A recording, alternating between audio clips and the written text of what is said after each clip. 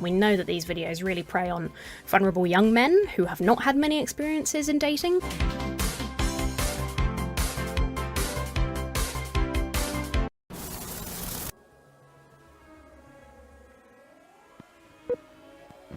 '79T 2458 Learning Corp Little Red Riding Hood, take one.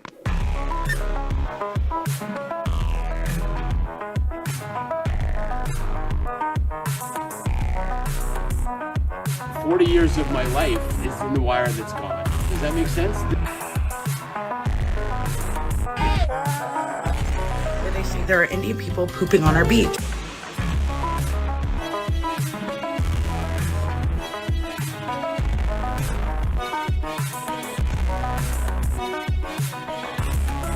It's a spool of wire. 40 years of my life is in the wire that's gone. Hey fellas, good morning, good afternoon, good evening if you're European or whatever.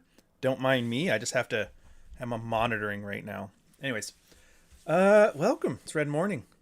Saturday, it's morning already. Hope you're enjoying your summer.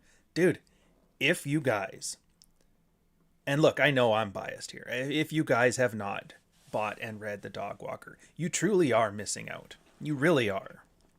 It is not what you would expect. You may be expecting some power fantasy, red pill, whatever. It's not. It's a slice of life, contemporary fiction with red pill themes, subtle enough that you wouldn't even know unless you knew to look for it. And it's entertaining, keeps your interest, makes you chuckle. Looks good on a nightstand. You have a girl over for a date, she sees it on the coffee table. What the heck is that? It's not like having 48 Laws of Power or Women Deserve Less on there where the chick comes for a visit and she's like, what the fuck is this? No, it's something. She's like, what's this? And she'll pick it up and she'll flip through. She'll be like, oh my God, this is what men think like? You're like, kinda. Yeah. So good morning. Johnny Trejo in chat. Good morning, Couch. Good morning to you too, sir. Glad I caught you early. Well, you caught me right on time. The Dog Walker is great and I laughed 5 times, which is great because I only promised 3 laughs.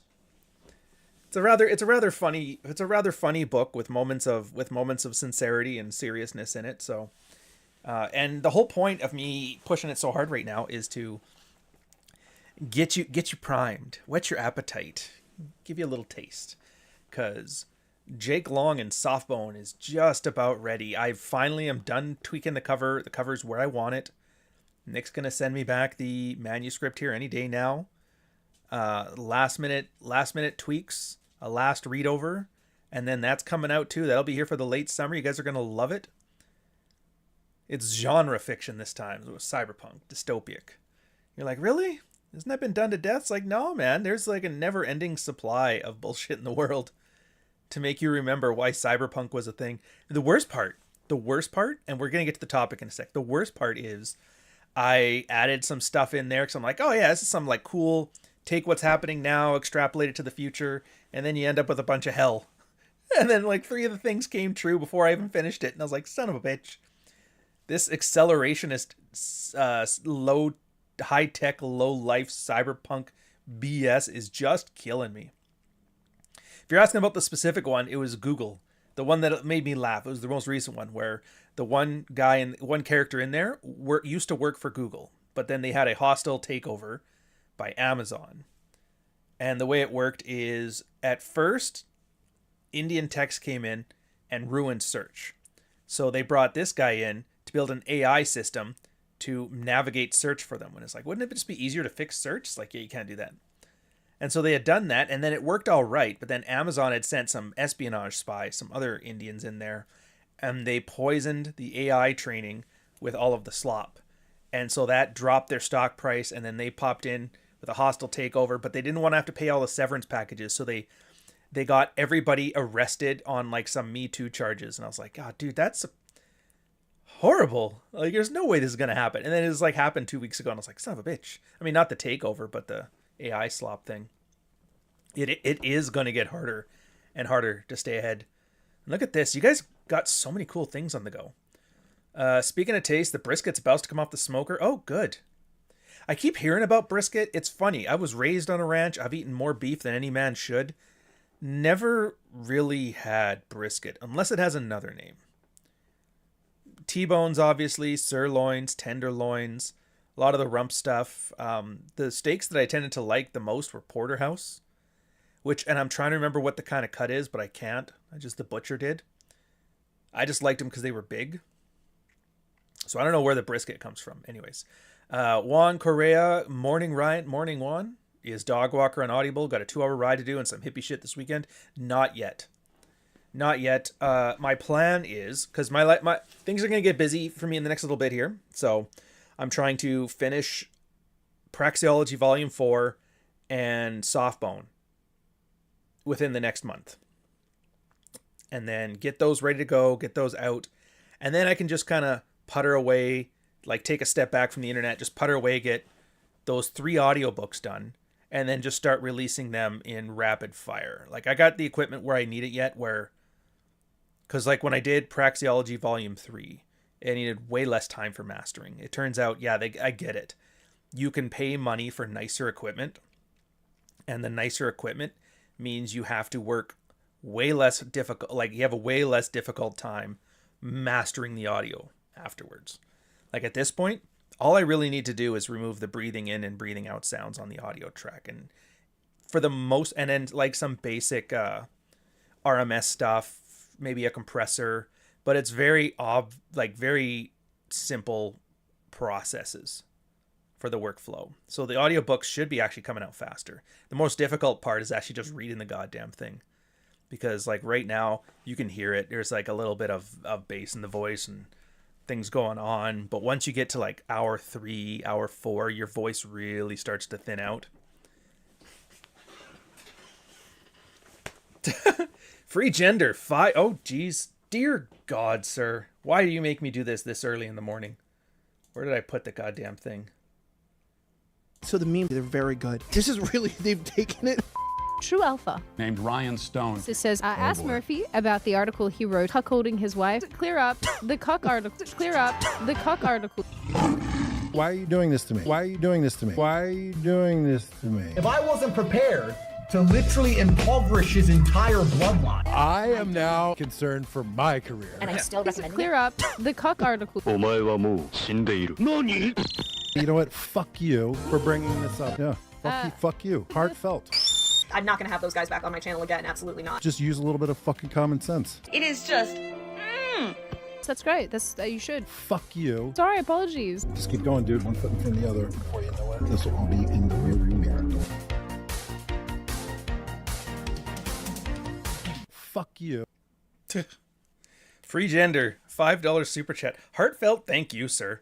You were not allowed to release the Audible until I have read the book. I bought it a month ago and I'm 2 pages deep. That's it? You only made it 2 pages? Don't worry, you'll be able to get through it first. To be fair, it's not the biggest read. It's only like 83,000 words, which Softbone's going to be 62 maybe. But yeah, it's like at the top end of what I would consider like a nice sized book, and I wanted it shorter, but the problem is it couldn't fit everything in there that I wanted to get in there. If I feel down, remind myself I'm not Jack Murphy. Yeah. All right. So where is my notes? I put my notes. Oh, there they are. So getting to the topic. I was going to talk about training the brain and bogey and a little bit of Bantz, and then some stuff on the breaking free stuff, because I'm still baffled. I'll save this for later, but I'm still baffled that there is a bunch of red pill guys. Like, I host a weekly workshop. It's on Substack now. It's pretty good. It's discreet. It's completely walled off from the public, so it's there so guys can shed their ego, be more honest. It's got great security on it anyways. But I am still amazed that guys will be in there for months. And it's pretty affordable. So for most guys, it's like, oh well, 1 cappuccino a month to have this as I need it, which is great. But yeah, they've been there for like 3 months.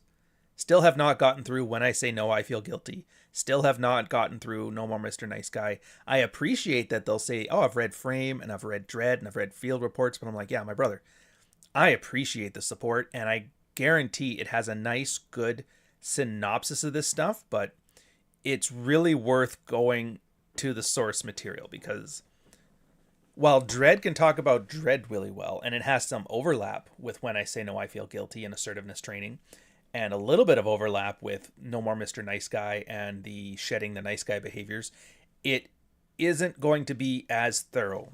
And don't just speed run through it. For the most part, like, grappling with the text when you're reading is there. Don't get some AI synopsis or whatever. Yeah, so that's going to be the one. So first is the training the brain one. Wait, didn't you write it as a replacement? I did. And again, it's one of those things, like, here's the thing. I don't remember the size of Frame or Dread. I'm just going to say, like, they're both 70,000 words. It's about there. It's like 140,000 words. It's pretty succinct. It's got a lot of red pill stuff in there, as well as, like, some explanations for the sidebar. Just and then the first two alone are 70 grand. So, like, 90% of what's in When I Say No, I Feel Guilty and No More Mr. Nice Guy isn't here. You're gonna have some loss of fidelity. That's just the nature of the beast. Short of stapling the books together, you can't fill them all together. But generally speaking, yeah. Generally speaking, it's meant to be like a collection of everything that was put together. All the notes that guys swapped as best I could.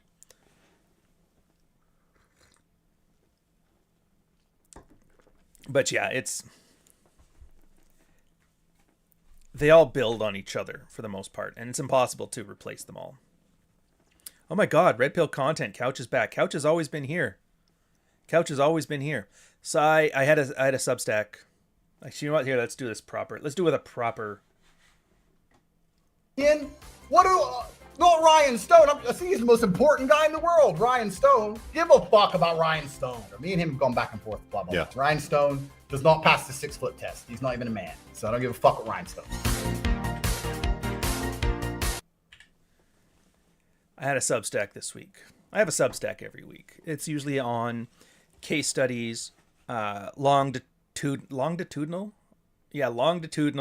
field reports from people. I call it a case study. This one was on a character called Training the Brain. And anybody who's known me for a while knows exactly who I'm talking about, but it's not important. So I'm not going to start naming names or anything like that. But he went through probably 4 or 5 usernames at various levels of branding at one point. And there's usually guys here like Stripper, Chad, like a lot of you guys kind of do some sort of a bit of branding online as well. So this is probably a good lesson for you. But for the most part, it's for all of us. And he had this essay about turning your wife into your slut. And it's one of those tells. It's one of those tells that I can just tell a guy isn't taking the red pill stuff seriously. He's using it as a vessel for his own personal branding journey, personal branding growth, his marketing strategy, whatever you want to say. It's when you start getting an abundance of top 10 lists, and the tone and the topics of the essays and the field reports and all that always end up being how to manipulate your wife into doing what you want. And it's right there. You can flat out tell. And I get it. Sometimes you need a clickbait title. So people love listicles. The biggest step, like if you can't get somebody to watch or read or click on your thing, then it might as well just not exist. So I understand that part of it. But at some point they have clicked, they are reading, and then you have to get to the meat of it. So yeah, bait and switch, I'm fine with that. What is the red pill if not the most positive bait and switch towards men ever? You know? Most positive one. Oh, dude, they bait you hard. Dude, whammon ain't shit. Can you believe this? Look at this girl. She divorced her husband, took the kids. Look at this one. She stabbed her husband. Look at this one. She got a tattoo on her neck. What a bitch. And you're watching, like, hey, that's like my ex-girlfriend. Fuck that bitch. And you're in there and you're watching and I'm watching and we're like, yeah, fuck this bitch. And then all of a sudden the guy's like, oh, 1 minute. When was your last gym routine? You guys like, oh, I haven't worked out in a while. I probably should. He's like, yeah, you probably should. Anyways, fuck that bitch. You're like, yeah, fuck that bitch. I'm like, hey, wait a minute. Have you tried applying for a new job yet? You're like, I gotta get around to it. He's like, hey, maybe get on that. He's like, yeah, maybe I should get on that. Anyways, fuck that bitch. You're like, yeah, fuck that bitch. And it's like, hey, have you considered not placating women so much? Have you thought about just standing up and saying no? Well, what if she leaves me? Oh, she won't leave. Girls don't leave when you say no. Girls leave when they get bored. Really? Yeah, fuck that bitch. Fuck that bitch. Oh, wait a minute.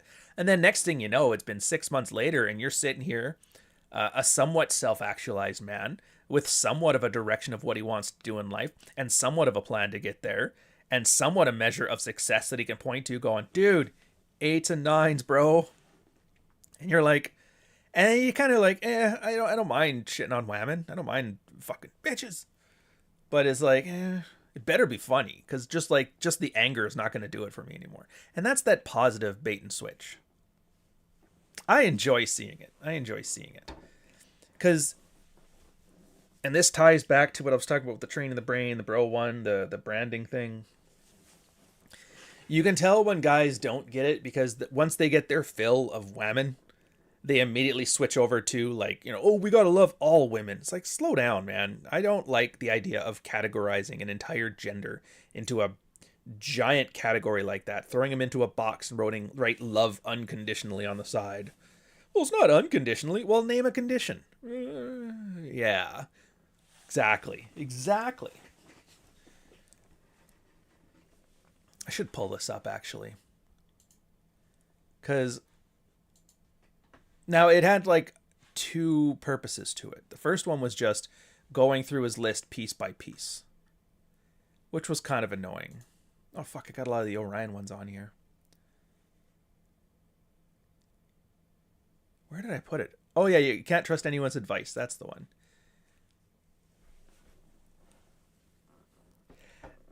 It wasn't so much the list. It was the hypocrisy. So the story of the guy, the training the brain, he was a military guy, same as me. He joined around the same time I did. He was married. He had 2 kids. He was super happy. The whole white picket fence thing. Anyway, I'm not sure how or why or what, but at some point the information came out that when he was in basic training and they were dating, she cheated on him a couple times. Once, twice, doesn't really matter. Not really. And he had an existential crisis. He's like, dude, thought we were high school sweethearts.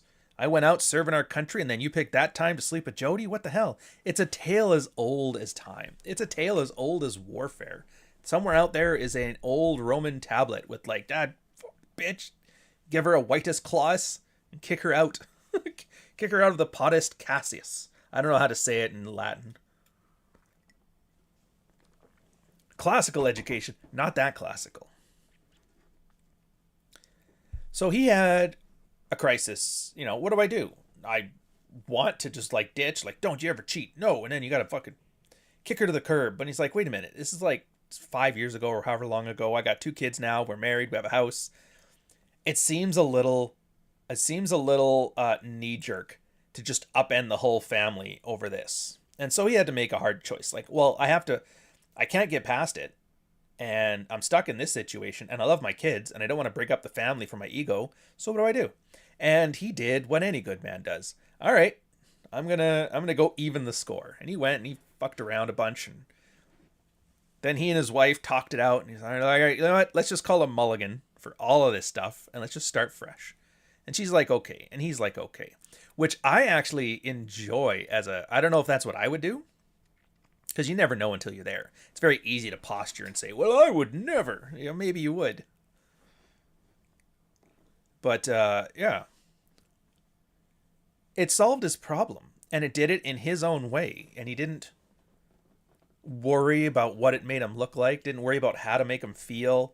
And there's a lot of people that are like, oh, dude, it's this law. Let it go. Blah, blah. It's like, no, I don't care. No, this is my decision. Kudos to him.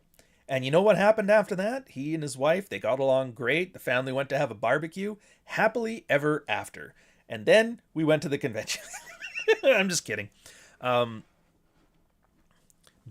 and here's my point. Then he starts, like, he comes out the other side, a better man for it, and then starts telling other guys, gives other guys advice. And he throws out this shit. This how to make your wife your slut shit. And I was just so annoyed. I was annoyed then, but I'm annoyed now because there's like real work. Like that little story I've described to you of a man's journey. There is so much in there. There is a field report about the mental anguish of getting from here to there. There was the How do you decide to go on a fuck spree with your wife and kids at home and come out the other end happy? There is so many I did this, I did that, and I worked out for it.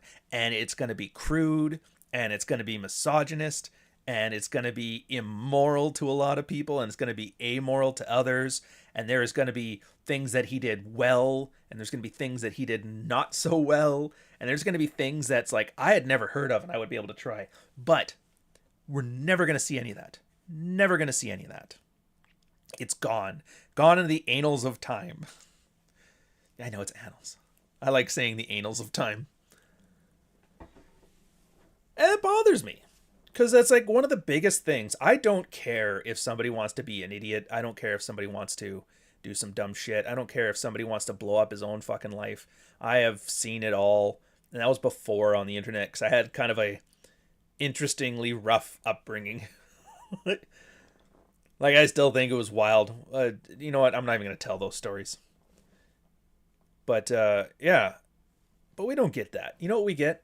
10 ways to make your wife her slut. The fuck is that? Half of Ryan's sense of humor is just Moss pronouncing words. I like that. That was clever. Yeah. 10 ways, or no, it was 10 ways to keep her on her toes, not make her your slut. That was a different one. Although, to be fair, a lot of this stuff is just like marketers swapping notes with other marketers about how best to market. And I read the list, and then here's the thing. So I've told you the story.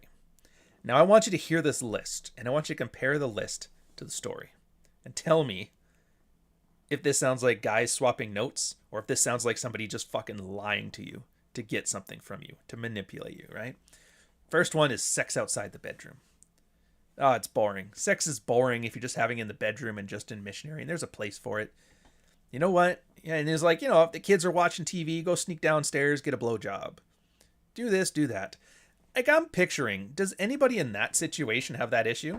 Oh, my wife cheated on me in basic. You know what we need to do to solve this? We need to have sex in the garage. We need to get a blowjob in the basement. It's like, what the fuck is that? Everybody I've talked to who joined this space has always joined this space out of some kind of acute relationship pain. My wife is not fucking me. Well, the trick to that is just to have sex outside the bedroom. Oh, why didn't you say so?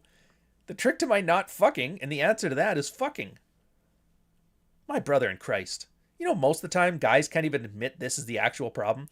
You have no idea how many hundreds of field reports I've read from guys. First field report, they will get 1,000 words down about their masculine, manly, whatever, until like one throwaway line, 2/3 of the way down. It's like, by the way, she hasn't slept with me in like 3 months. And I'm not even shaming or berating or laughing at the guys for it. It's just every guy does it because it's frankly embarrassing. I get it. I'm married. My wife hasn't touched me in 6 months. Yeah, that's not something you want to freely admit. And to be fair, in most social situations, you'd be stupid to do so. Because all you're doing is making yourself look worse. And yeah, they'll give you some pity, but nothing feels worse than pity when you're at your lowest. Oh, I feel like shit. Oh, you poor thing. Fuck you. You know? But that's kind of like the first step of it. So if you really wanted a number one, the first step to it is shed your ego. Get a space where people aren't going to use your pain for social clout. And there's a big case to be made for the anonymity of the internet space, and I think it has to be. There's no way. Null, 10 € super chat before we get started. Hey, Ryan. Hi, Null. Any chance for a dog walker on Audible? Oh, you just missed it then. I was talking about that earlier. So, my plan is in the next month to finish Praxeology Volume 4 and Jake Long Softbone. And then once those books are ready to print, I'm going to do a speed run because life's going to get busy. I'm walking a bit back from the internet. And I'm going to have audiobooks for Dog Walker, Prax 4, and Jake Long coming out in rapid succession. So don't worry about that. And don't worry, I got you, fam. I will say this, though. It's not my place to tell you how to enjoy the book. But it is written and designed and drafted and desktop published as a paperback, as a pulpy paperback book. Cracked spine, torn pages, sitting in a suitcase or in a purse somewhere, getting all beat up around the edges. It's meant for Patine. So if you are unsure about paperback version, I would suggest, like, it has been designed that way. You will probably get a much better reading experience out of it. Having said that, back to the content. Surprise vacations. I forgot about some of these lists. I just talked about this Tuesday, and I already forgot half of them. Surprise vacations. You know what you should do? Buy your wife some free shit. Buy her more shit. Take her on a vacation. Don't complain. Just be the man. Look, man, it's like, this isn't even basic red pill stuff. This is just annoying. Because everybody knows, if you just do only positive things to get sexual, to build up intimacy and sexual desire with your wife or any woman, you have depreciating returns because we build an immunity to it. Buy her flowers one day. Oh, that's great. The next day, flowers don't do it right. So you got to buy this, and then you got to buy that. Next thing you know, you got to buy a brand new house to get the same level of desire that you used to get from a bag of Skittles. That's the epitome, by the way. Skittles, man. One of the most basic and useful red pill things when it comes to guys understanding about the idea of pushing and pulling. Push and pull. Guy was like $20,000 on flowers, and the girl was like, eh. Meanwhile, the guy she really liked gave her a bag of Skittles one day, and she hated Skittles. And she's sitting there fucking swooning over it. It's like, surprise vacation. You know what else could be? A surprise, get the fuck out of my house. I'm just saying. Push and pull. So you can't just be saying, oh no, you always got to pull. You always got to pull. Have you tried more expensive pulling? It's like, fuck you. Do you think that really would have helped? Basic training here. Take a vacation. I'll be back in 10 weeks. Again, I cannot illustrate how much it irritates me so much that there are people who are so ego invested in their own self-adulation that they refuse. They refuse to be honest.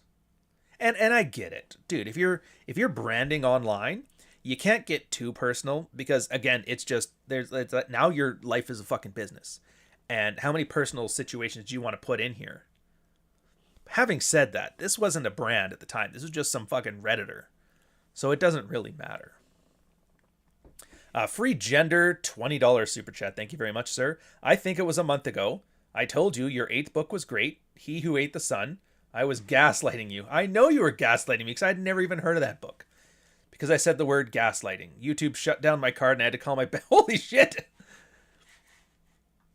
YouTube shut down my card and I had to call my bank. YouTube has the kind of power to get your visa shut down just for saying gaslighting? That's insane. Well, I feel bad now because I was probably busting your balls when I heard it. So I'm like, what the fuck are you talking about? But I didn't realize you got fucking canceled. Like old school canceled where they're like, take your banking away. Dude, I need to start a crypto course here. Help you out. I feel bad. Although I don't think you want to say gaslighting. I think you want to just say fucking with me. Because when you say gaslighting, there's a pejorative attached to that. So yeah. Null, €10 super chat. Thank you again, sir. I have all your books on paper. It's easier to hear them. Oh, that's good. Well, yes. So yeah, then for sure, Dog Walker is coming out on audio. In about a month, I'll be starting. And the process is getting much faster now. Because as I've said before, over the years, with all audio guys' support, I've been upgrading the equipment. And the thing with audiobooks that I'm finding is the more you spend on quality equipment, the less time you spend on the mastering and QA process. So it looks like, so long as I can keep my voice from thinning out quickly, that we're in for it good. Tom Likas bought either his 3rd or 4th wife a $20,000 kitchen and she was bored with it. Yeah. Yeah.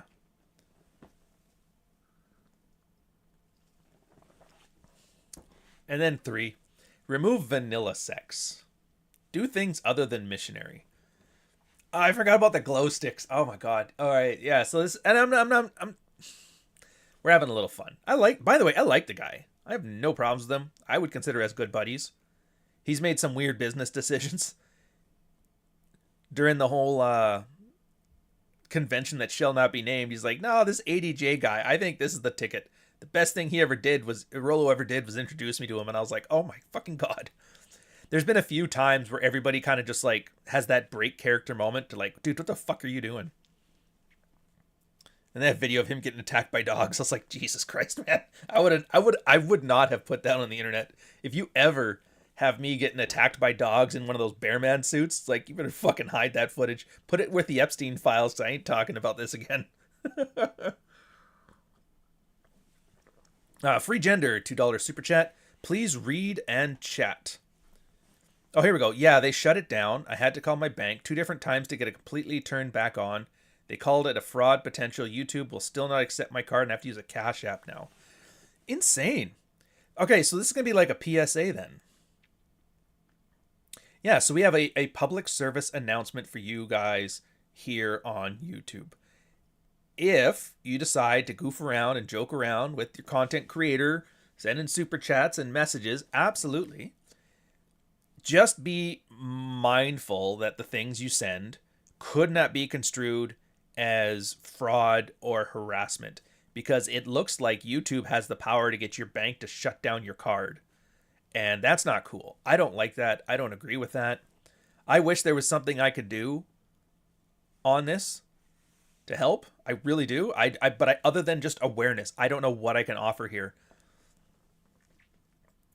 Maybe we'll have to come up with some euphemisms. To be fair, the gas emoji with lighting seems to work. So if you're gonna if you're gonna berate me in a cheeky way, try to use more emojis. That's the only thing I can say. Damn, though, that sucks. That really sucks. Because that's... YouTube, because you made a joke, decided to make your life annoying for like a long time. And I don't agree with that. Where are we at here? Oh, yeah, removing vanilla sex. It's like... You know what'll help me get over that shit we did before? Or that shit you did when I was in basic? Anal. Alright. You know what's funny, too? Even if it did... still wouldn't help. He's like, I still feel bad, but now I have my brown wings. You're like, Jesus Christ, bro. Again, this is just like, it's bro stuff. It's like, hey man, you know what's awesome? Fucking broads. You're like, yeah. And he's talking about cracking glow sticks and leave them in the bathroom and that. And I mean, whatever. It's not my place to dictate taste. It's not my thing. To be fair, the fun thing, and it's not a sexual story. This is actually more of like a relaxing story. This is how boring I've turned my life, which is great. I love the second half being the boring half, because the first half was a little too exciting, if you know what I mean. But we redid our bathroom. I've had some pictures up on social media. We have these like extra wide, or like 2x4 subway tiles, all white in the bathroom, and then some hexagonal like China pattern with the white and the blue tiles on the floor. Walls are all white again, and it's got this great effect that if you just leave the door to the shower open while like it's sunny outside, it actually gives enough light for the room to have like mood lighting. And the girl and I just love just sitting in the dark having a shower, and it's like, oh, this is peaceful. I love this. It's just enough light because everything in there is so white that reflects light so well. So yeah, it's no glow sticks, but fuck, man. It's just sometimes just sitting in a quiet room while hot water lands on you. It's just the greatest feeling in the world. And this is coming from a sailor who's been forced to have pusser showers more than I care to admit, and more than I ever want to have again. Cold shower bros? Dude, try having it when you're working for the military. Fuck that. And then the army guys are like, you had showers? And I'm like, yeah. And the Air Force guys are like, wow, you had cold showers? Null, $10. 10 euro super chat. I have a friend who bought a 15,000 euro kitchen for his wife. Has not had sex in 4 years. Jesus Christ. 4 years, man. Here's my question. And like, the sex aside, because that's horrible too. Did she at least make him dinner? You know what I mean? I've seen a lot of these ones, and then the girl's like, I don't feel like cooking. I'll just order us a pizza. It's like, bitch, this kitchen cost as much as our car. Get the fuck in there and make a sandwich. I think that's what gets me the most. It's not so much the money spent. It's not so much the superfluous. Like, I'm sure they don't need a $15,000 upgraded kitchen. But it's like, it's just money. You'll make more.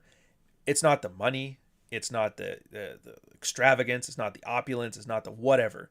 It's really just about like the not even disrespect. What's the word I would be looking for here? It's like, why the fuck am I doing this?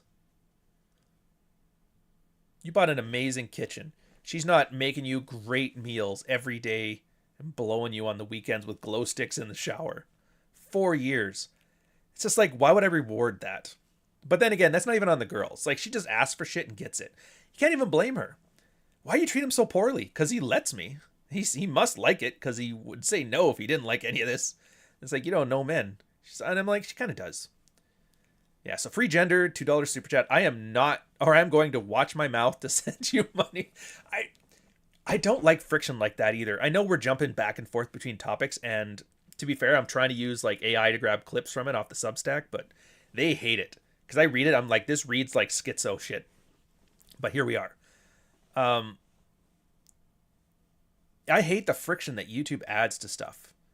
As far as like filtering goes, the fact that now there has to be like be careful with the language you use when sending a super chat, or else we're going to get you debanked. Do you think that encourages or discourages guys from sending super chats? Do you really?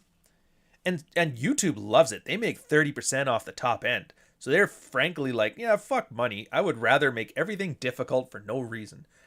I never thought I would miss that feminist broad that used to run the CEO of YouTube. I never thought I would be like, oh, it was so much better when she was around.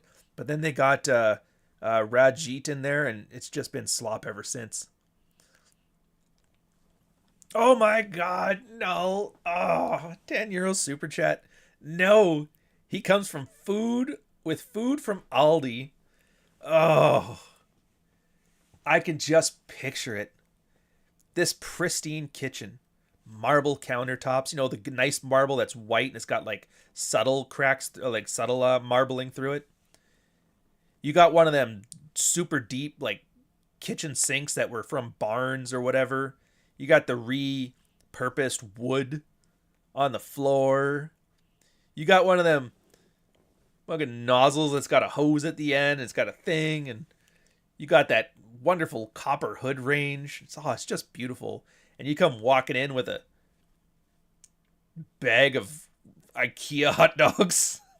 And you sit there and you grab your fancy $200 knife and you cut the hot dog in half for the kids, and you look over at your fucking bitch wife and she's bitching because you got the wrong hot dogs. I wanted the Polish sausage, not the fucking all beef. And you're just like, you're just looking at this knife and you're like, I could this way or that way, maybe all the ways. I don't even know. Don't murder your family, by the way.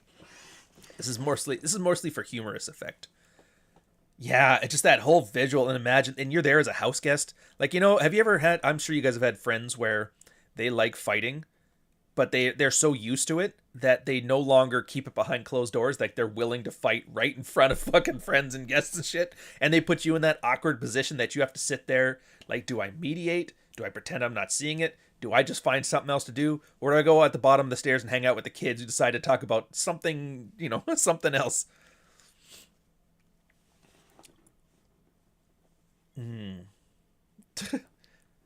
No, I haven't been following the Diddy Trout. Rob Marine, $5 super chat. Ryan, I have read all of your books. Oh, I have all your books. I've only read Fuck Files, which you mailed to me back in 2020. Holy shit. That's old school. What is the order to read once again to get the best value? Well, it depends. Because every book is for a different purpose. So I would suggest... Here, I'm going to pull it up so I don't miss one, because I always miss one. So every book has a purpose. If you read Fuck Files is meant, it was meant as like a, as a counter to Jordan Peterson's 15 Rules for Life, which is the same reason I'm really annoyed by this Training the Brain one. The idea is there's some like honest stuff you could talk about, but instead you have to build some fake ass platitude shit that sounds good on paper, but is actually kind of just fucking lying to your audience. And I hate it. He had 12 Rules for Life. I'm like, he doesn't do any of this shit. I knew it back then. This was before the Benzes. This is before Michaela, all that stuff. I'm like, why is he writing this stuff? It makes no sense, but it makes you feel good, so you buy it. So I'm like, you know what? I'm going to do 12 Rules for Life. I'm going to give it 3 extra rules. I'm going to add stories to it to tie it in to, like, to show. It's like, these are life lessons. These aren't made up fucking platitudes. I learned these things the hard way. Here you go. So it's like half entertainment, half information. But if you're like really wanting to get in depth into Red Pill, it's probably not the book for you. Frame and Dread, Praxeologies 1 and 2. Frame is they're the best way to treat them, I would say, as almost like a cultural anthropology. Every Red Pill guy for like the last 7 years was talking about Frame, was talking about Dread, and they were different purposes. Frame is more of like the positive male identity part of the Red Pill, and Dread is the sexual strategy part of it, from guys with sexually struggling marriages. What do they do? Because like a single guy, the book is very easy. Ditch her. Stop answering her calls. Go find another girl. That's it. Book's over. Married guys, again, you got, oh, do I just abandon my wife and kids because she said no on Tuesday? It's like, no, not really. I mean, you could. But there's a whole bunch of things you can do in between here and there. Here's all the situations that can come up. Here's all the problems that guys have. Here's all the things they worry about. And here's the actual problems with it so you don't know.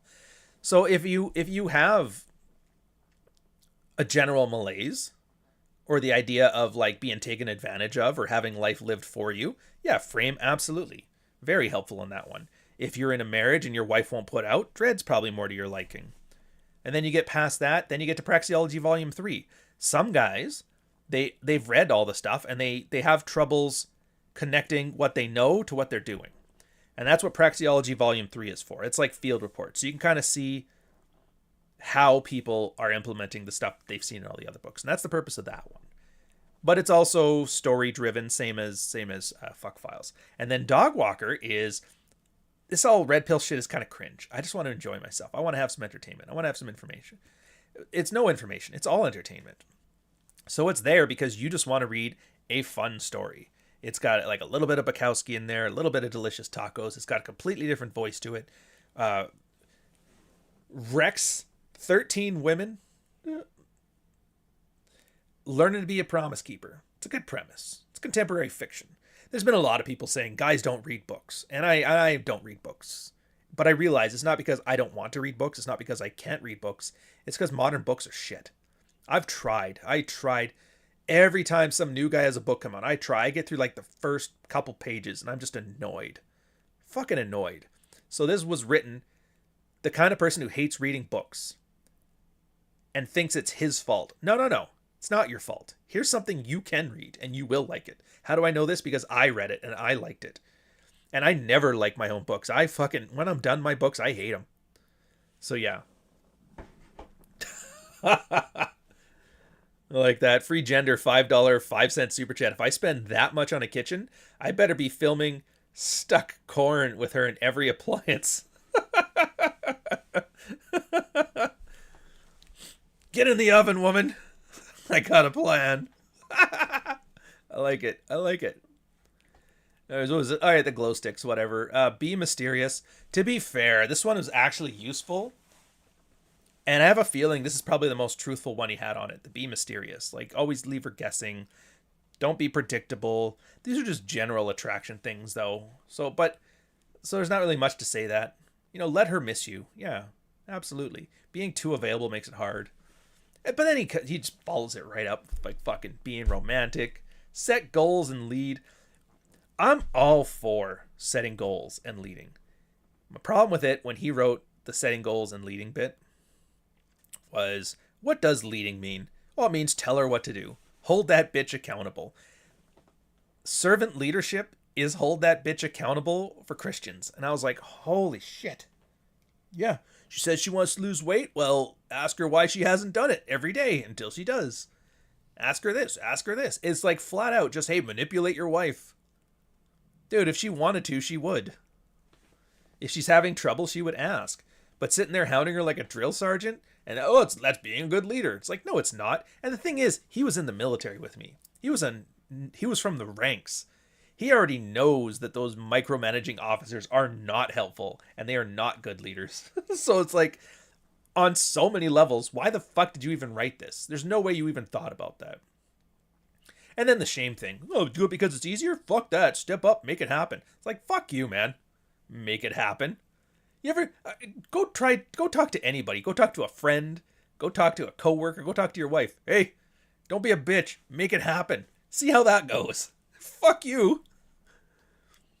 Educate her. This is the one that fucking educate her.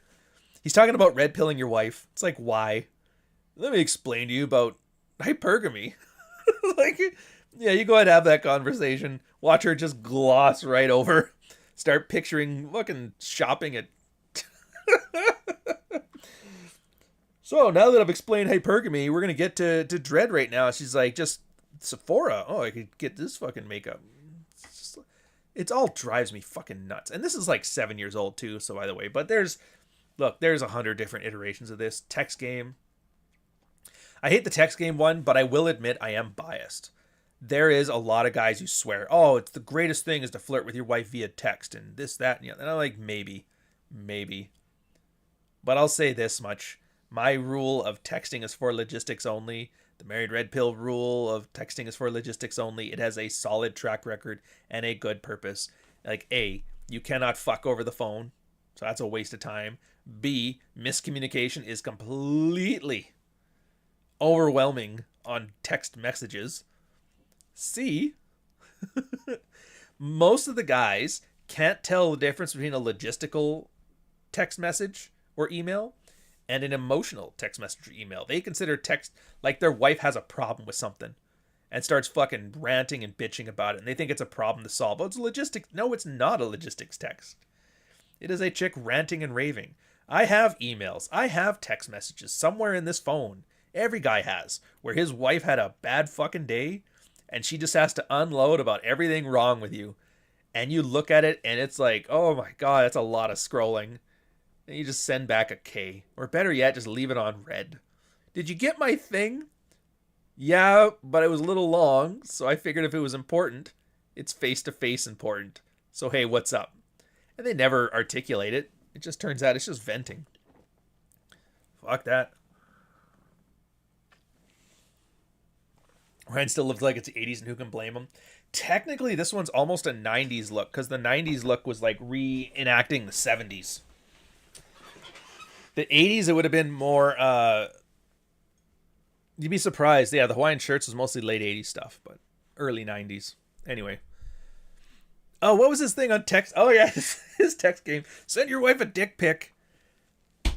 Like, what do you even say to that? Girls are not as visual as guys. If you're dating a gay dude, absolutely. Ducking dick pics all day, give her. You probably love that shit. Thanks, man. Jerked off to your dick. No worries. Saving gay marriages one at a time. But girls aren't visual. Like, they say they enjoy it, but they enjoy it because you enjoy it. So you could send her anything. Send a picture of the dogs. Better yet, just don't put anything on the internet. You wouldn't be, like Jumbotron rule. Remember the Jumbotron rule? Do not put anything in a text message that you would not be willing to have it displayed on a Jumbotron in a big coliseum. And it's like, unless you're one of those fucking freaks, you're going to want to have your dick on the Jumbotron? Probably not. I don't. Are you ashamed of it? Are you a bitch about it? You're not a real man? Like, shut up. I have a certain amount of modesty. I am perfectly happy with my... but I do not want it on the Jumbotron. I don't care who you are. We've got enough bullshit around here. And then, of course, he throws one in the end there that kind of got to me. Like, fuck with her. I'm like, oh. I can't argue with that one. Nothing is more entertaining for me, endlessly entertaining, than just fucking with your girl because you can. She fucking hates it, but she's smiling.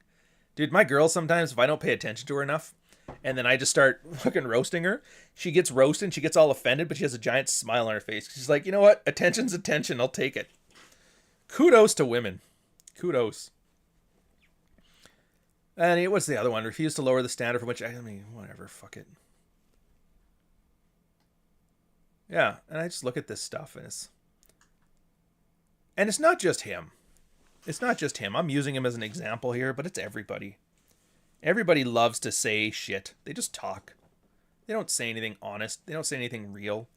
They don't say anything that's socially unacceptable. The Red Pill was basically founded on guys talking openly and honestly about taboo subjects. Shedding their ego with some honesty. That was it. How to cheat on your wife. Not asking advice, giving. There's an old Alt McCad one. Oh, fuck, people got mad on that one too. Fuck you, man. A real man would be honest and tell his wife he's cheating on her. He's like, why the fuck would I do that? Hey, babe, can I just give you all the reason and incentive you need to divorce me and take the kids? It's like, he's like, that's dumb. She doesn't want to know. I don't want to say. And if she asks, I'm going to fucking lie because that's what she wants. And if she didn't want that, then she wouldn't have been the bitch that got me into this position in the first place. And it's like, fair. Is that your situation? No. Do you agree with that? Whatever. It's amoral, though. And I'm like, fuck, it was funny. Got people to fucking calm the hell down. Well, I mean, they didn't calm down. I thought it was funny. Another guy, something was like 10 years. 10 years of a dead bedroom. Fucking crawling out of that shit. Got real cold one day, blew up, fucking got himself out. Like, good for him. That's the kind of honest shit. And that's why I say there's like nothing is good in the red pill since 2015, because that's when all of a sudden people saw it as a vessel to expand your brand. And that's the downhill since then, man. Nobody wants to be honest anymore. Everybody just wants to sound bravado. Sound off. Oh, dude, you know what the worst thing is? How many blowjobs is too many? I've been fucking 7 days this week. How can I turn it into 8? It's like, fuck off. Fuck off with that. Heck, I even I'm not too proud to admit. But so I've had Pat Stedman blocked. He's had me blocked for since the event, since the Troubles. And somebody quote tweeted something of his, and I clicked on it to look. And he did like a live stream. I'm like, oh. I learned my lesson, by the way, with that. When I am exposed to a Pat Stedman live stream, I download the shit. If you guys haven't seen, I got a Pat Stedman video on here that shows you his rise and fall, his relationship expertise, and oh, dude, his Trump rants were the fucking best. I think I even got... Oh, wait, do I got them on here? I must. Hold up a sec. There's no way I don't. Oh, I don't.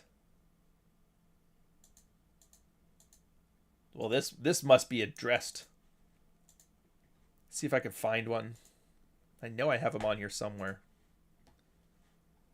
Maybe it's in the videos folder. Probably is. Fuck, they're not. Oh, that's right. I leave them on StreamYard. So whenever I'm on like a post with somebody else. All right, so I can't watch them now. Anyways, it was something to the effect that like Trump has betrayed us and his sommelier wine knowledge, and it was, oh, fucking hell. But I was watching this one. I just kind of skimmed through it to see if there's anything important, if it goes ranting, and then at the end it's like, dude, I can solve any and there's always this tell that you can tell when people start doing this, looking up into the left or up into the right while they're talking. I'm like, you're just making it up as you go, man. I get it. That's the whole creative thing. If you're like this, you're like, well, actually, yeah, you're just thinking. You're fucking winging it. But he's like, I can solve any relationship problem. I can solve them all. Unless your girl's a shit lip. I can't solve for that. And I was going, what the fuck is this? So I'm like, I might have to give that a proper vote. I'm probably going to make one of them sad Boards of Canada, Parks Canada things on it, which you guys haven't seen as these ones.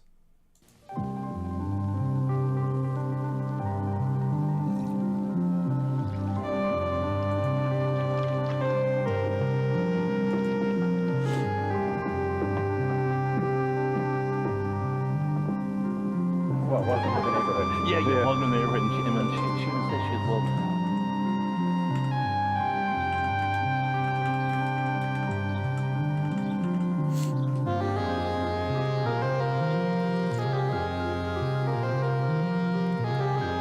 Why don't you come out? I'll give you a tour of the house. Let me show you. I'll give you a tour of the house.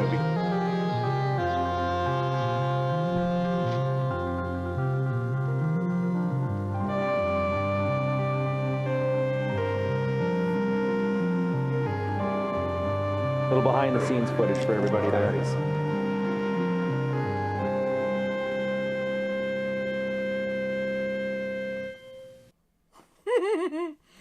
Just bring the mood right down. All right, we'll cheer it up. I'm gonna do one more because I love these ones. You can choose your misery with some pretty girl that whatever that you just.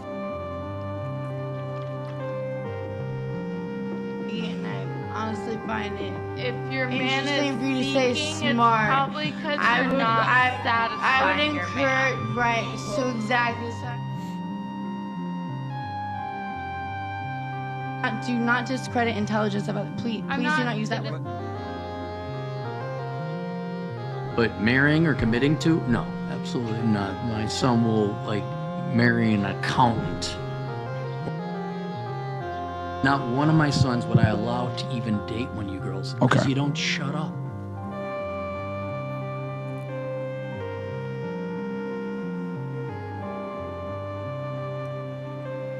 It has been fun. It has been an honor. We're going hiking. Yes.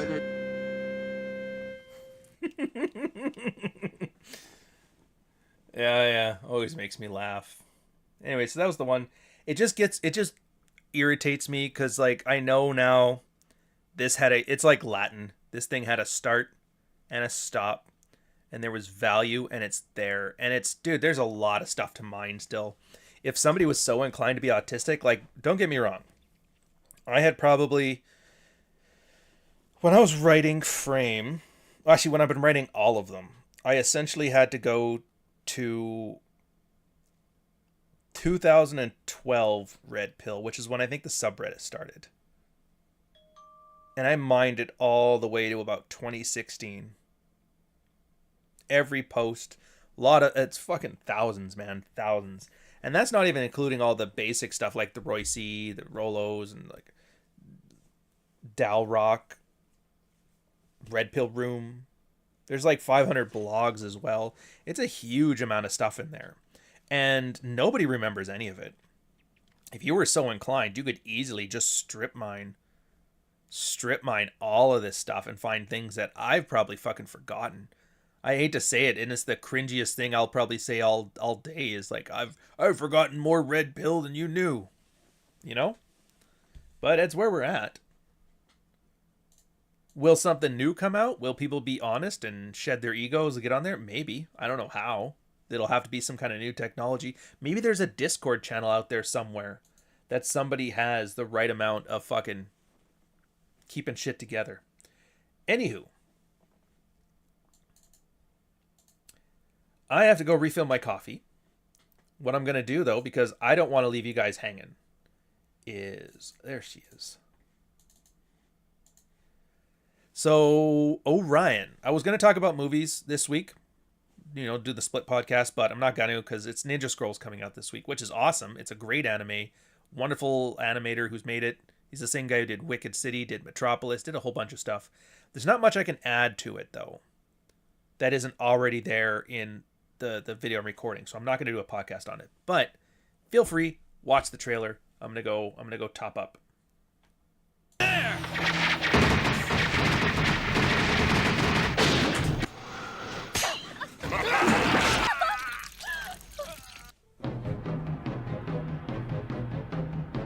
Do you love anime?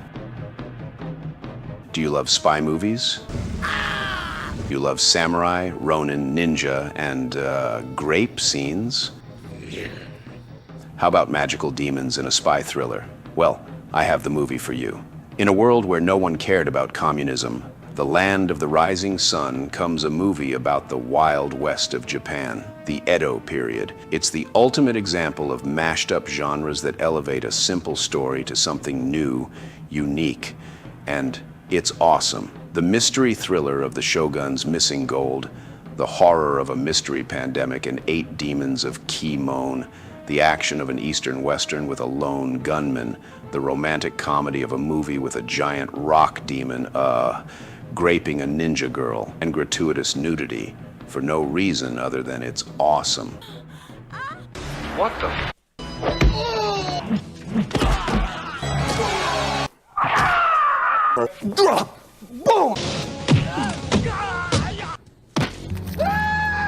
First off, what's wrong with you? Stories. Layered stories perfectly told. By the award-winning creator of such amazing films as Wicked City and Metropolis comes the film that everyone tells their friends to watch if they have never watched anime before, unless they suggest Akira, Ghost in the Shell, or one of those Studio Ghibli classics. It's the pinnacle of anime, the valley of human decency, the vanilla ice of samurai. It's Ninja Scroll 1993.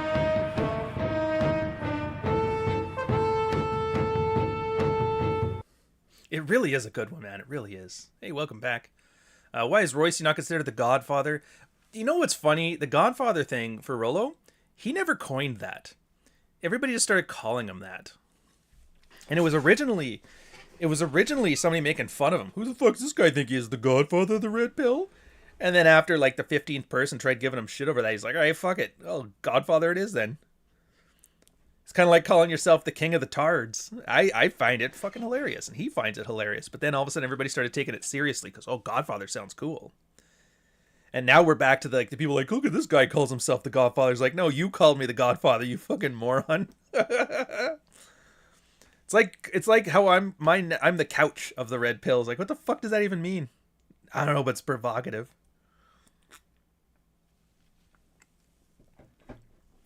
So I was checking with my notes. Let me grab it here. Bantz and some tea. I mean, I guess that's tea. I was going to talk about Bogey, but I'm like, you know what? There's nothing. We're going to skip that one. The Breaking Free stuff. What are we on for time? I guess we got time for that. All right. Another thing I tell a lot of guys to do, and it's something I did too, is that if you've read the sidebar, that's great. You know, read it once, but you're probably going to want to read it again. And for a couple of reasons. So like the first time you read it, everything is new and everything is exciting, and you find like you see what you want to see. You'll read The Manipulated Man by Esther Villar, and you're like, holy shit, Whammon ain't shit. Look at how they're badly treating us. We're the new victims. And you're like, yeah, fuck this.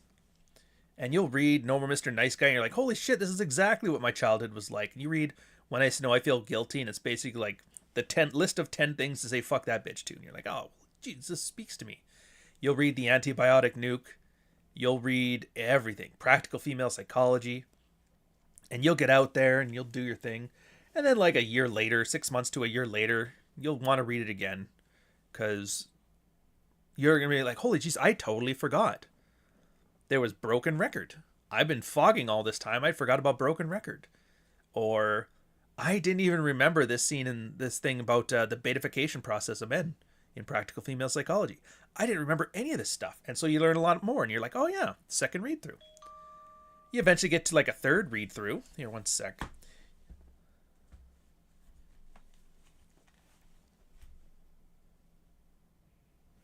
Oh, for crying out loud.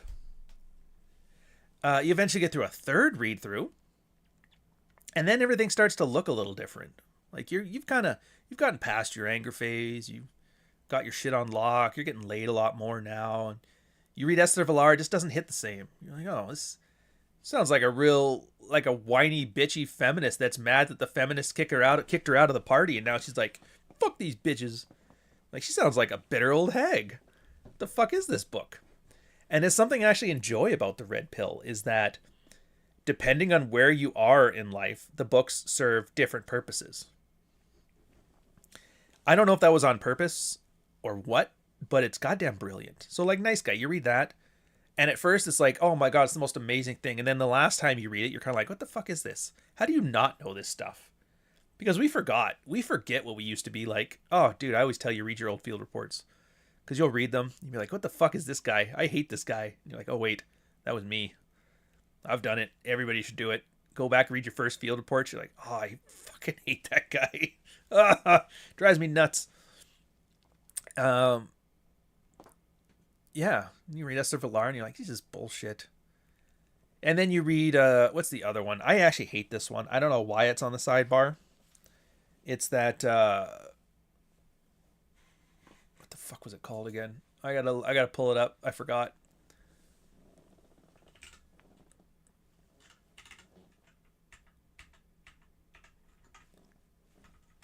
It's like The Way of Men or something like that. I'll find it.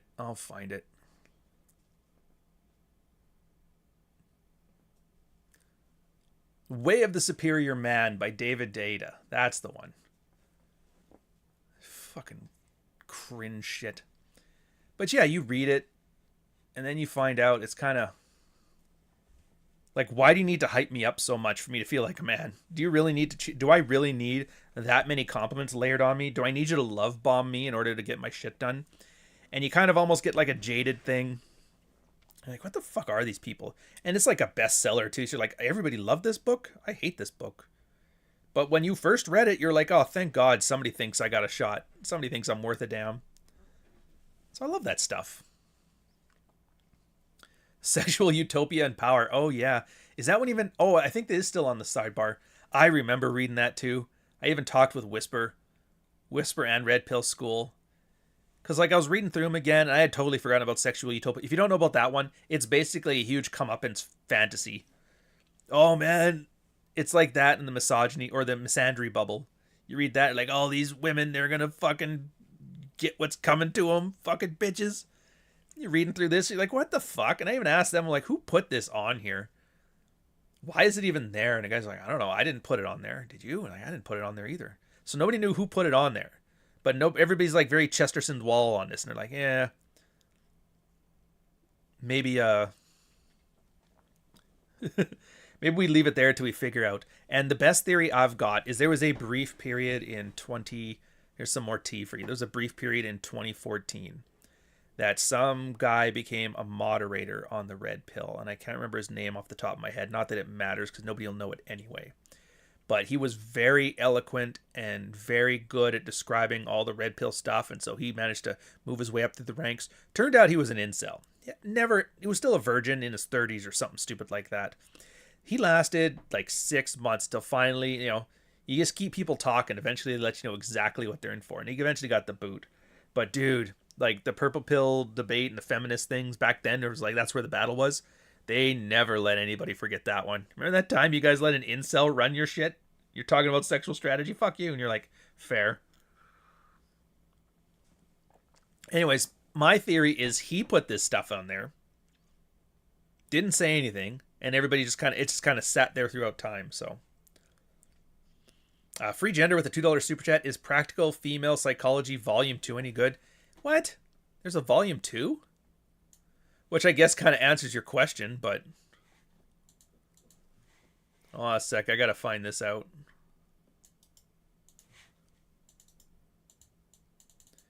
Is this another one of those gaslighting me things? You keep this up, I'm gonna...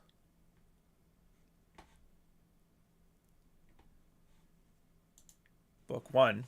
Is there a book 2? Oh, look at this! Dude, he's got like a few books. Well, how about that? Book 6. Well, it kind of answers your question, but now I'm kind of curious. Let me see here. So yeah, Joseph South, book 1. Practical Female Psychology. Where's book 2? The Joseph South Show, volume 1. And then book 3.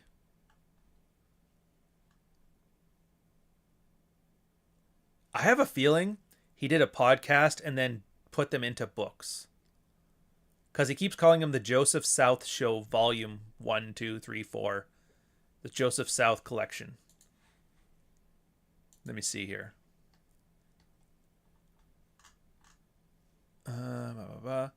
Okay, for the first time, a pioneering men's development and dating podcast has been transformed into a 14-volume book. Jesus, that's ambitious. A 14-volume book series. The Joseph South Show was one of the original podcasts to explore male psychology, dating, and real. So he made... Dude, you can do that? I can make Red Morning the 14-book series? I might just have to. Now these 97 episodes of insights, strategies, and real-world experience have been precised, modernized, structured into a book series designed for men ready to take... Holy Jesus Christ! Holy shit! No way! Alright, so if I had to take a guess... he did a podcast. He has his own version of Red Morning, which, power to him. He should. It's good. And he put it into AI, got a transcript from it, took the transcript, put it through an AI editor, put it onto the book. That's my assumption. I could be wrong. These might be properly designed books, but this, just judging by the way he did the description, like the feeder page, it does look like it's more merch than book. But I would have to read it to know for sure. All right, so here's what I'm going to do. Which one's this one? 2? I'll free sample it. I'm kind of curious. The Joseph South Show. How have I never heard of this, too? He has it on Spotify? A new episode every 2 days? My spidey senses are tingling. How are you coming up with a new episode? How are you coming up with an hour of stuff every 2 days? Enlarging your metaphorical penis, the female tickle spot. There's all kinds of shit. Interview with Brent Smith. Mindfulness meditation. Oh, okay. I get it. I know you've just been hearing me ramble here for a bit. I'm going to give you, as best I can, a summary. Not based on me actually, like, looking at his stuff, but I recognize the pattern here. We had an old Married Red Pill thing talking about branding. It was right around the time this guy, Illimitable Man, came out with his seminal post, The Monetization of the Manosphere. And he was mad because everybody was making money off of it, and then the really good voices were going to get drowned out by marketing swill. I didn't like that. I was like, well, nothing's stopping you from doing that. So it's like, yeah, if this works for marketers that are selling nothing, it would also work for you people that have something to say, experiences to go. And then somebody else pointed out, it's like, hey, Limitable, don't you charge like $2,000 for your fucking consults? And don't you have your 16-hour audio book that you sell? Can't talk about monetization. You're one of the worst actors. And of course, it ended up being, he had some chick he was like an e-girlfriend with, and ended up stalking her, and she got so fucking pissed off at him and scared of him or whatever it was that she gave Tate all of his personal info. So it was kind of like, yeah, just let them talk and they'll out themselves. Anyway, the point of this conversation was eventually, so while you're in the niche, you can get hard, like we can talk hardcore red pill. We can use all the jargon. We can be specific. There's some people that are pandering to you with like top 10 lists and shit like that. But eventually, if you're going to grow out of it, and this is for any scene, anything, music, movies, red pill, whatever, is you will end up either being a Roosh V or a Mark Manson at the end. The Mark Manson actually, I'm going to use his, he wants to make it more digestible to a mainstream audience. He will change the tone, soften the meaning, bring things to the middle, and then experience large success, which Mark Manson, in his, like, in fairness, absolutely has. He has done far better monetarily than Roosh. Roosh, on the other hand, goes the other direction. He's like, I need this to be pure. I don't like the red pill. It's been too watered down over the years from these guys, so I'm going to make my own red pill called neo-masculinity, and it's red pill, but no gays allowed. And it's like fucking to the point, and it's just never holds back. And it gets to the point where kind of like the edgy, acrimonious takes become the differentiator. It's like, it's kind of like when you go to Rumble. Like everybody's like, oh, I got banned off of YouTube. I'm going to go to Rumble. What are you going to talk about? I'm going to rant about the Jews. You're like, oh, Jesus. We're going there. Fair enough. So my impression here is that Joseph South is going Mark Manson. And you're going to see a lot of the woo-woo magic stuff. You're going to see the words mindfulness. You're going to see mindset. I fucking hate when people say mindset. I know from a marketing perspective, but there's no such thing as a mindset. Like, it's been known for decades that actions change your mind doesn't change your actions. Flat out. If you want to become you want to become more fit, start working out. Your mind will start to enjoy working out once you're working out. You want to become more confident, start doing things to build more confidence. That confidence will come. If you start acting confident and then doing shit, you're just going to fuck up looking cocky. Ooh, he's hitting all the ones. From monogamy to polyamory. From self-love to abundance. That actually, maybe I'll put that one on a save later. I always enjoy these because like there's never been a shortage of guys who want to have their harem in the red pill space. So it's like, I mean, Whisper had his multiple girlfriends, or wives, I guess. Jack Murphy. Who's that other, the psychologist, the one that just got shit on? It doesn't matter. Huberman or something. Conquering self-esteem issues, hide insecurities. Dude, and here's my thing. I'm looking at these South episodes. I have a feeling that they are just like the top 10 list training the brain stuff I'm talking about now. The reason that Practical Female Psychology Volume 1 worked so well was because guys did things. Guys did things, reported what worked for them, codified it down into a book, added a narrative format, does fucking amazing. This one here, where you start having to fill the time with like 6 ways to build killer abs, I don't think it's going to work as well, but we'll have to see. Yeah, drugs also change how you think. Well, drugs just fuck up your wiring. Yeah, if you think ketamine is the solution to a better life, I wouldn't. I mean, how do you not know, by the way? Everybody's like, oh, the drug will open your mind and it'll change things, make you... You know what it does? It doesn't actually make you smarter. It doesn't make you draw connections better. It just fucks with your neural pathways. And your brain is used to like going from A to B to C to D to make like a chain of thoughts based on you doing it. Drugs just fucking wire that shit all weird, so you'll have like some random path to some random shit that doesn't matter, but your brain still associated it with the same confidence it had about learning shit the hard way. Now, don't get me wrong. If you're a creative type, those kind of like synthesis of disparate ideas might be good for you. But if you're like, oh, my marriage sucks and my job is unfulfilling, I need ketamine and meth, it's like you're not going to come out of this better. You might not come out worse, but it's not going to help. It'll help you feel different, maybe better, maybe worse. You might end up in a K-hole. You might not. You might go on Joe Rogan and talk about the wonderful experience, but whatever. What about Adderall? Fill any drug. Every single drug is designed to change the fucking neural pathways in your mind or the chemical pathways in your body. That's what all drugs do. That's why they're called drugs. In fairness, the one drug I absolutely will tell people all about, and I think is well worth. Nicotine and caffeine. They're just time tested and true. What do? I mean, caffeine takes all, like, there's tired molecules in your body, tired receptors. So when you're tired, they fucking latch onto stuff. Caffeine plugs all that shit up. So caffeine is that buddy. When you're working, caffeine's like, hey, you're not tired, man. You got this. And you're like, hey, thanks, man. Nicotine, same thing. I wouldn't suggest smoking cigarettes. My dad died of smoking. That was horrible. But I have tried Zyn, and I actually kind of like, it's nice. And I have a pipe smoking habit. Once in a blue moon, I'll enjoy some of that. But it's nice, that little perk of alertness. Definitely don't fill your lungs with that shit, though. Y'all want to do it in a men's circle and take shrooms? I'll bring biscuit. Here's the thing that gets me about it, too. Like, yeah, you're saying that as a joke. But I have a feeling that a lot of these men's retreats, go in there, do drugs, feel like a shit. I would not be surprised if you did a deep dive investigative journalism thing into it to find out a lot of them is gay dudes trying to groom straights. I have a feeling. Like, you watch them.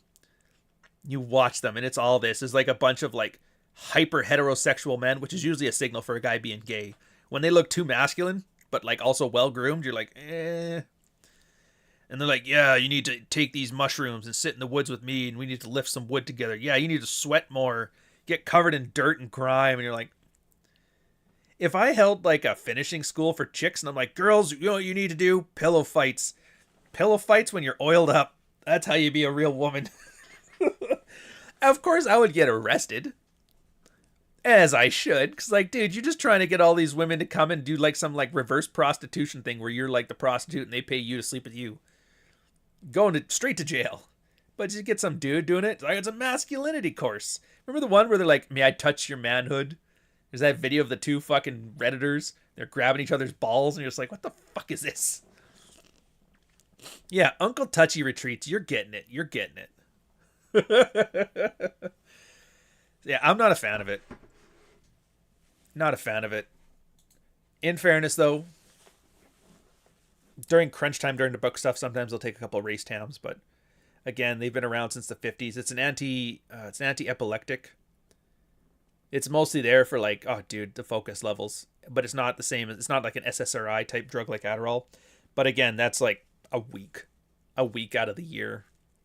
And it's mostly to be productive.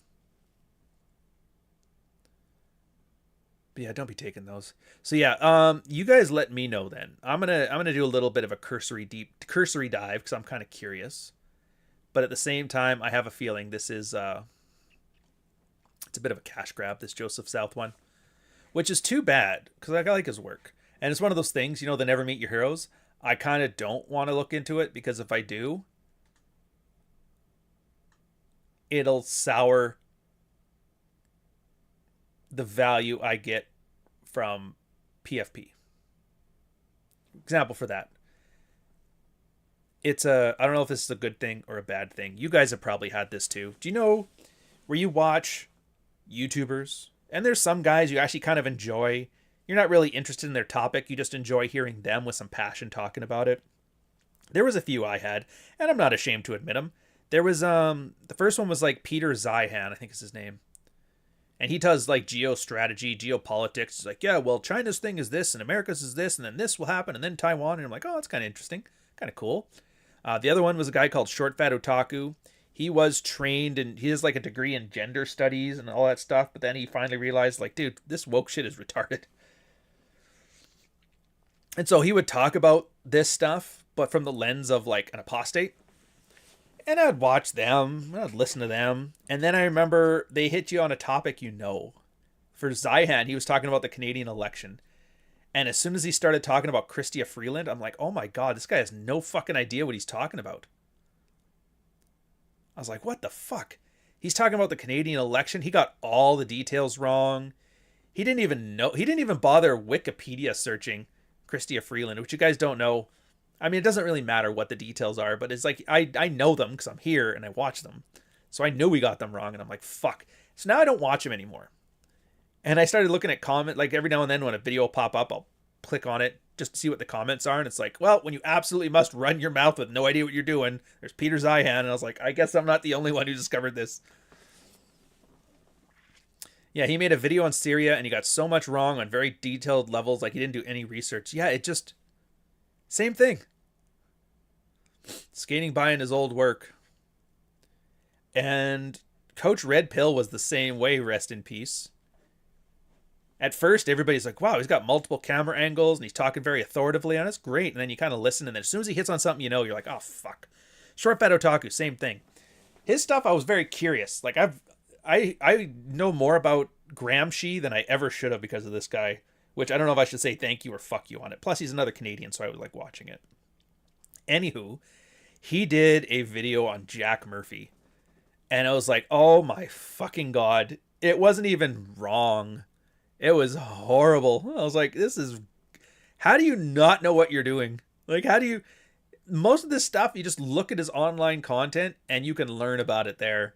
But you didn't even bother. You just started, hey, this shit that I know, I'm just going to staple it onto him. So now I can't watch any of his shit. We even had like a little tussle online. I'm like, dude, you got to stick to what you know. He's like, what are you talking about? It's like, well, like, I actually know this stuff. And you got it so wrong. And of course, Red Hawk was like, yeah, he's a fucking idiot. I guess there's a whole bunch of lore to it. I don't know it. So I can't watch his anymore. So I actually kind of worry if I start getting into the Joseph South show books here that I might find out he doesn't know what he's talking about. But Practical Female Psychology was stuff that was very applicable and very useful. And I don't want anything to sully it. So if I leave the Manosphere next week, you'll know what did it. I guess it's like when you found out that Glover married a single mom in Mexico for citizenship, and she's got an open relationship on it, like a whole bunch of weird shit like that. And I'm like, oh, Glover, god damn it. I even liked his watch. He has an Omega Seamaster just like me, and I was like, dude, I love that watch. He goes, really? And yeah, and I put up mine. We even had the same. His was the blue faceplate though, or the blue timer plate. Mine's black. So that was kind of interesting. Plus, he cussed a lot, so like that's great. Yeah, like I'm not gonna look into it too much because like the work stands on its own, but at the same time, I think Glover has like 3 other books. Haven't you already left the swamp? I mean, I kind of have, but not really. Like, I never made a proclamation and then made the same videos again. I don't like the idea of just like, I'm leaving the Manosphere, and then next week I'm like, these women ain't shit. I don't want to put myself in that box. So I'm just doing things. And if it so happens to fit in there, great. But I am not. If somebody's asked, what are you? I'm never going to tell you, I'm a red-pilled content creator. It's like, no. I'm an author, no homo. Free gender. Why do the books when we can listen to it on Spotify? Well, that's the thing. It's merch, right? Some people prefer to read. Some people just like supporting the people that they like, and so they'll buy the books. Some people just like the idea of having a bookshelf that's got all these things to show how knowledgeable they are. Not that it matters. In fairness, like they're not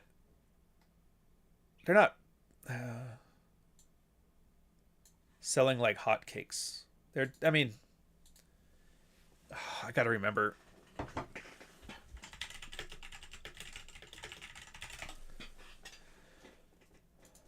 Oh, there is a book sales calculator. Okay, that's good.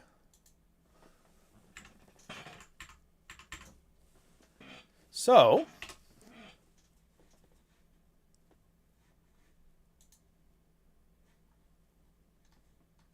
what the hell?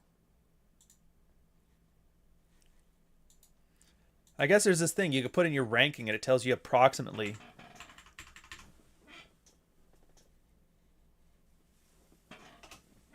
how many books you sell. But it doesn't look like it's working.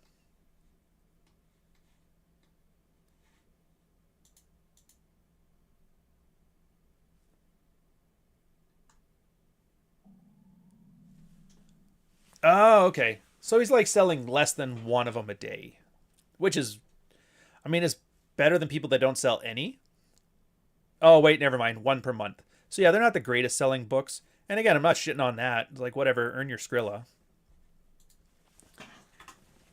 With the amount of effort that he put into it. Yeah, it's crazy too when you look at it. So like, if you're ranked at 500,000, you sell like one book a month. You rank at 50,000, you're selling like 150 of them a month. At 5,000, you're selling like 1,000 of a month. 500 is 5,000. You sell like 100,000 of them a month if you're like number 5, which is crazy.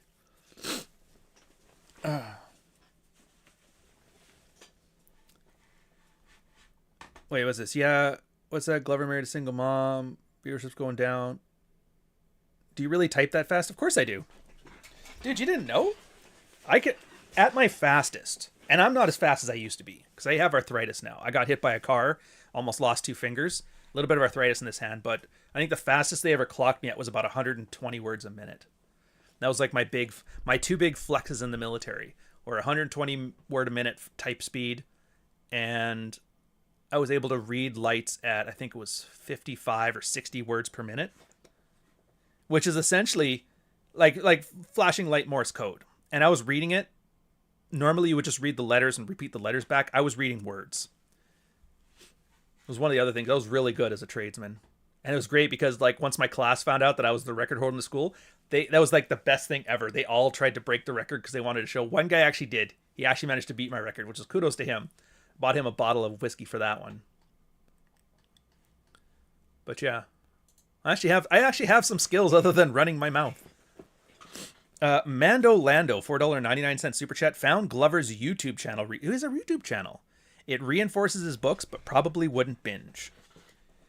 Yeah, I get it too. Like I wouldn't binge on a lot of the stuff in here, including my own.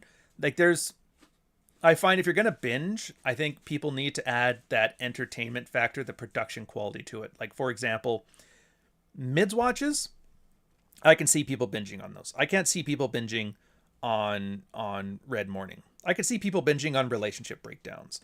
I can see people binging on the Chick Talks. I can definitely see people binging on the Orion channel. I can definitely see. In fact, it's designed.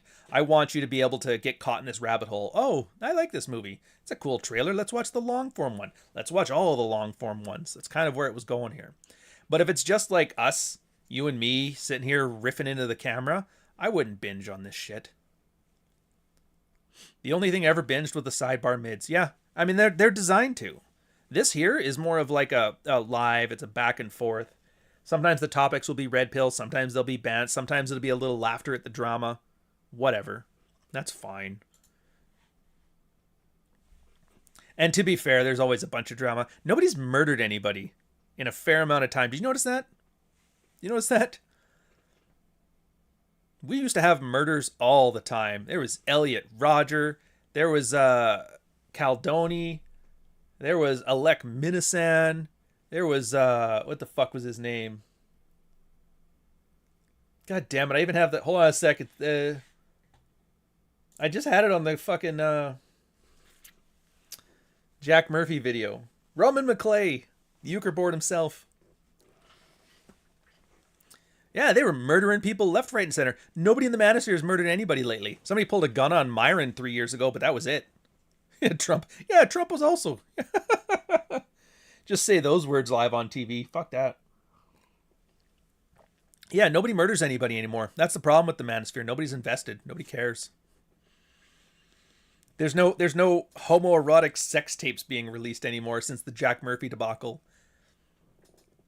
There's no more accidentally getting an Instagram fucking hoe pregnant and begging her for an abortion and crying about it. There's no more people jumping off a bridge with the Manosphere. All we have are trolls. Exactly. It's just trolls and marketers now. Remember the good old days? I feel like, you know what it is? I think it's like we feel like we are hipsters. Like Arcade Fire fans in the 2000s. Oh, Deb, I didn't see your super chat. I'll get back to it. I promise. I'll find it. Oh, yeah, there it is. Arcade Fire fans, and you're thinking, dude, when was the last time you saw a celebrity kill themselves? And you're like, I haven't. I mean, you had, like, Scott Weiland. You got Chris Cornell. You got Nirvana Boy. You got Buddy from Queen. Like, musicians was like one of the most dangerous jobs in America for the longest time. Now what happens? Nobody in Arcade Fire, nobody in Paramore decided to off themselves. Courtney Love's still kicking it. Christina Aguilera, she won't go down. Madonna, she's still kicking it. In fact, she looks younger than ever. She's a little swollen, but whatever. Yeah, musicians don't kill themselves anymore. And Manosphere guys, they don't fuck, they don't murder, and they don't they don't suicide anymore. Kudos for them, I guess. All right, so Dark Knight Dev, $5 1 cent super chat. First Red Morning road trip. I'm going to Syracuse for Boxing Hall of Fame weekend. Oh, dude, when was the last time you had a road trip somewhere? Well, I've had 2 road trips that I can remember off the top of my head. The last time I had one, it had been a while, like 2011, 2012, somewhere around there. And it was when I got posted to Montreal. We did a road trip from Vancouver Island through the States all the way up to Montreal. That was fun. I enjoyed it. Girl and I did that. We had a good time. The other road trip previous to that was, I don't even remember when it was. It would have been a couple years prior, 2007, 2008, something like that. We had gone from Vancouver Island down to the southern tip of Baja California. So we did that whole Baja trip right there. And that was fun. I almost died. Like from poorly made tequila, not from like gangs or anything. Yeah, and that was fun too. So those are the ones I did. There's some personal information for you. In fairness, once Jack Long is done, I've got a few ideas for like more books. One is going to be more closer to the dog walker, and it's the idea of, and that's the premise, right? A couple on a first date taking a road trip, or maybe a married couple taking a road trip. But I like the idea because a road trip is just a great way to have like a Gulliver's Travels kind of narrative about a guy and a girl learning stuff and making it entertaining. Didn't you take a road trip to visit? No, I flew to visit Clary. I'm not driving down to Vegas. Fuck that. I enjoy the boring stuff more than the drama nonsense. I do too. But in fairness, Bishop, there is only so much informative, boring red pill stuff to talk about. And I am not, like, I see stuff like the Joseph South show here and the Glover one. I see enough of that to know that just trying to milk a limited amount of information week after week after week, it kind of, like, you lose the informative nature of it, but you also lose the entertainment value of it. I don't ever want to do that to you guys. If I am doing the serious work, I am doing it. If you guys want to see me talk about the sidebar stuff again, there's a sidebar. It is there. It is a work of permanence. It will be everything that is to be said on the topic. For the most part, I have said everything there is to say on the red pill that is worth a damn. Short of something new coming out that I've never seen, never heard of, but somehow fits, that's it. And occasionally I might go back to something if I wasn't happy with how it was done before, or maybe it's just been so long that I've forgotten. It'd be nice to see if things have changed over the time. But yeah, I don't ever want to have every week 10 reasons to fuck your wife is bad. Which technically was this episode. But I did put a lot of like murder entertainment here. For me, I just want to entertain you guys. It's kind of like right-wing Rush Limbaugh radio, except for we're not bitching about the goddamn Democrats. Makes me focus on how do you keep you guys entertained. Keeps me focused on how to inform you guys. And then you guys give feedback back on me where it's like, well, what kind of things are you interested in as far as the red pill stuff goes? And I'm not talking audience capture stuff. I just mean like finger on the pulse kind of stuff. Like if everybody was like, when Jack Murphy came out, everybody wanted to know about Jack Murphy. So it lets you know, okay, this is what's the thing right now. And I would hate if you lose that attachment. Like, yeah, I call these parasocial relationships, like the you and the me here. There is some value, though, in having a line of communication back and forth. Because if it's just me sitting here ranting, I could drift off in all kinds of fucking bullshit. I've seen it. God knows you get the guys who are like, yeah, they've been smelling their own fucking fart. They see the numbers go up on their YouTube and they're like, I'm the most amazing thing ever. And then they say the stupidest shit because they have nobody there to tell them like, dude, coach, this ain't it. So yeah, I always enjoy these stuff. Anyways, so that is it. I think we're gonna call this one here. Before though, we go.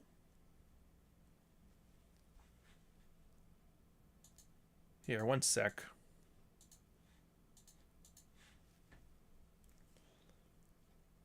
Before we go, I got some shit to sell. Hi, I'm Kurt Vonnegut. I'm looking for Ryan Stone. What's that? Fuck me. Hey, Kurt, you read lips. Fuck you!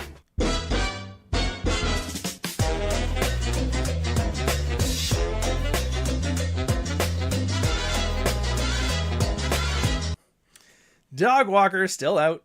Follow me on Substack.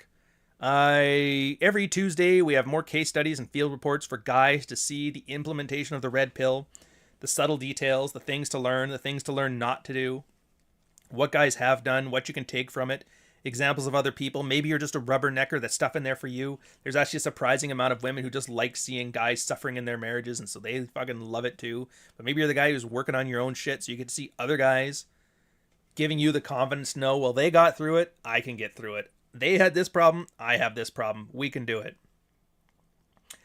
And as the book gets finished, I'm going to start giving excerpts, let you guys know what you're in store for coming up ahead. You will love it.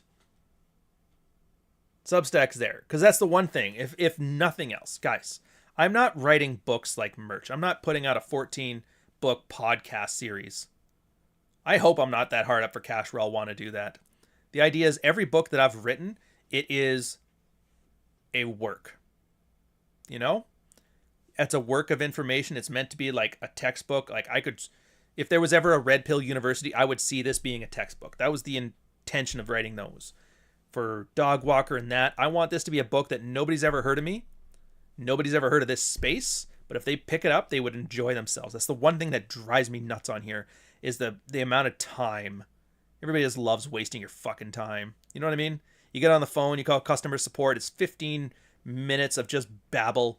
Getting you to hit 4 buttons to get a person on the phone. That's all you want in the first place. You got to save me all this trouble.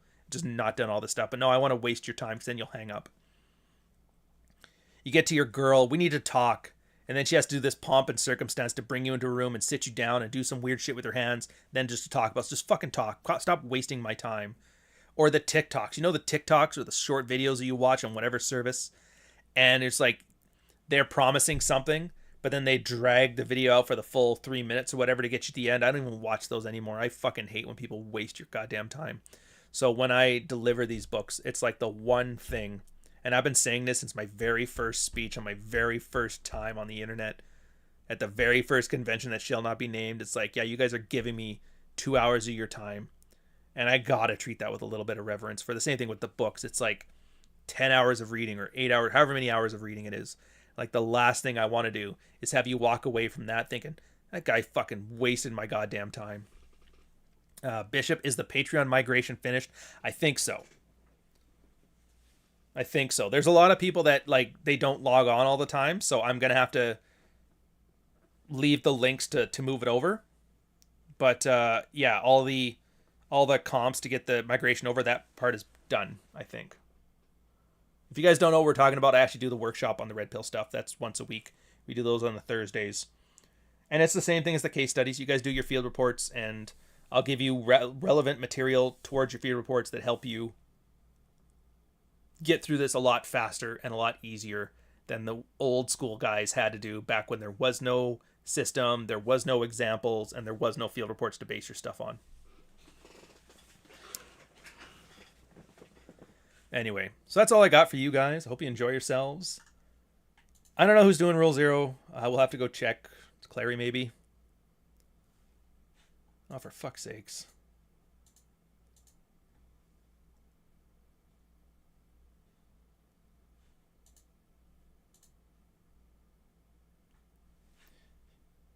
You can always tell when you find Billy's sleeper account because then he starts spamming with dumb shit. Anyways, enjoy yourselves, guys. I will see you next week.